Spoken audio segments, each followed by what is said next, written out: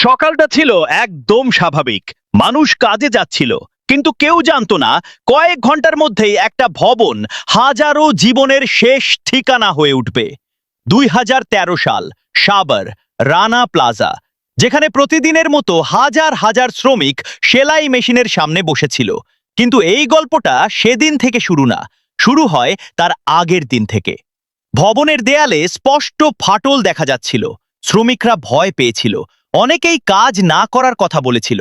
খবর গিয়েছিল প্রশাসনের কাছে, পুলিশও জানতো এই বিপদের কথা। কিন্তু তারপরও কেন সেই রিপোর্ট চাপা পড়ে গেল? কেন কাউকে থামানো হলো না?